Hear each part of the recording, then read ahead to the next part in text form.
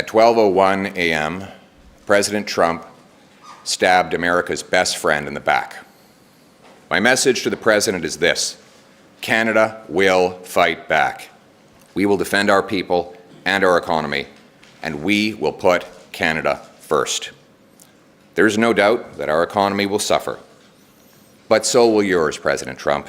In fact, you're already paying the price, with trillions of dollars erased in stock market value over the last month of these threats. Already Americans are paying higher gas prices, as at midnight, a new American gas tax kicked in on U.S. working class taxpayers and motorists. Your workers will soon start losing jobs they had upgrading Canadian raw materials, which, by the way, you were getting at an incredible and ridiculous bargain. And your businesses will be selling fewer products to your closest neighbor. And that's only the beginning. While Canadians are slow to anger and quick to forgive, once provoked, we fight back. And we will fight back.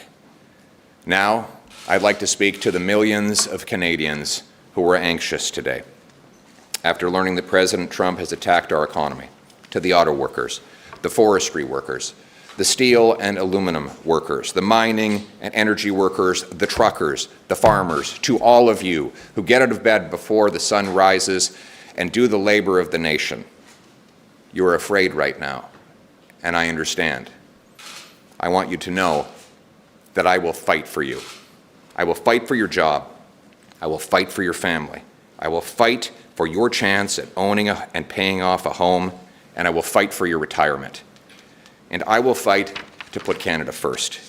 Before these tariffs came in this morning, you must have been asking yourself, how could things get any worse?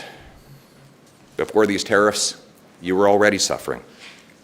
You wondered how you'd pay the rent, or eventually dream of buying a home after housing costs had doubled over the last decade, rising faster than in any other G7 country.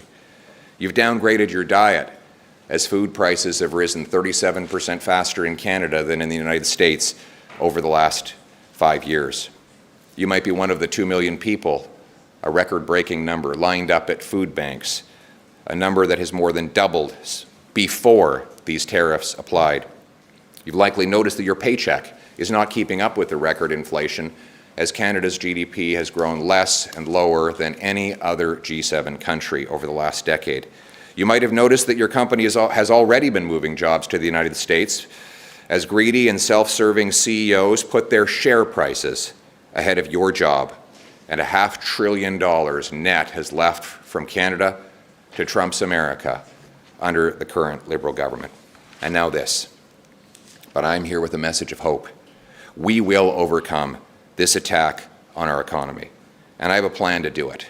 First, we must retaliate, targeting American goods in the following order: A, goods that we can make ourselves; B, goods we don't need; and C, goods we can get from elsewhere. Second, counter tariffs must not be a cash cow for the government. Almost every penny of the tariffs collected should go to tax cuts, with a small sum set aside for targeted relief to workers hardest hit by the trade war. None of the money should go to new government spending and programs.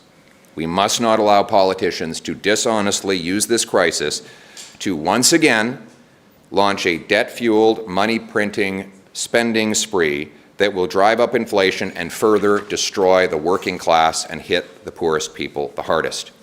Third, we must immediately pass a bring-it-home tax cut on work, investment, energy, and home building. The idea is to neutralize the cost of the tariffs with lower taxes and incentivize massive new investment in building stuff here in this country. The obvious place to start is to get rid of the Liberal carbon tax, then axe the sales tax on new homes. We need to reverse the Liberal capital gains tax hike and slash income tax so that hard work pays off and you bring home more of each dollar you earn. Fourth, we must immediately repeal the Liberal No New Pipelines Law C-69, a law that not only blocks all pipelines but stops mines, refineries, export plants, and all kinds of other energy infrastructure and makes us hopelessly reliant on one customer, the Americans, a customer we cannot count on anymore. We must greenlight LNG plants that Liberals say there is no business case for, so that we can no longer have to sell our 100% of our LNG, our gas exports to the Americans. We can sell it to Asia and Europe and help break the European dependence on Putin, turning dollars for dictators into paychecks for our people. 5, you know what industry Donald Trump does not control in Canada? Home building. It is a homegrown industry. We must get rid of all taxes and red tape to unleash the biggest home building boom this country has ever seen, bigger than the post-war boom when our heroes were coming back from that war. We need to build homes faster than ever, and that means removing the bureaucracy, the red tape, the taxes, and the gatekeepers, and I will make it happen. That will also boost the demand for softwood lumber. The loggers are suffering after Biden hit them with tariffs already. And 6, let's get our provinces together to knock down trade barriers so that we can lower prices and boost wages for our people. 7, we must secure our borders and rebuild our military to assert our sovereignty and strength in the world. All these things, axing taxes, building homes, unleashing construction of our resources, fixing the budget, stopping crime, all of these things were conservative fixations before the tariffs. Now they are even more necessary. But none of these things have happened in the last 100 days since Trump first launched his tariff threats. Look behind me. Parliament has been closed.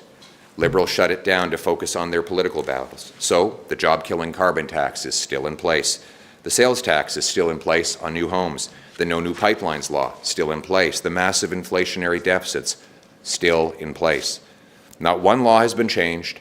Not one tax has been cut. Not one action has been taken to free us from the grip of Trump and the U.S.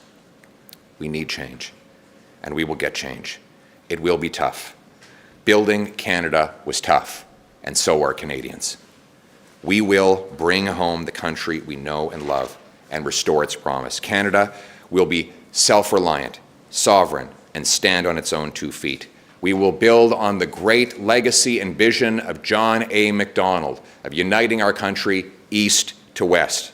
We'll reward work, unleash entrepreneurs, harvest resources, make our own goods, trade with each other, build homes for our youth, rebuild our borders and military, honor our history, and raise our flag. What binds us together is the Canadian promise that anyone from anywhere can achieve anything, that hard work gets you a great life in a beautiful house on a safe street protected by solid borders and brave troops under a proud flag.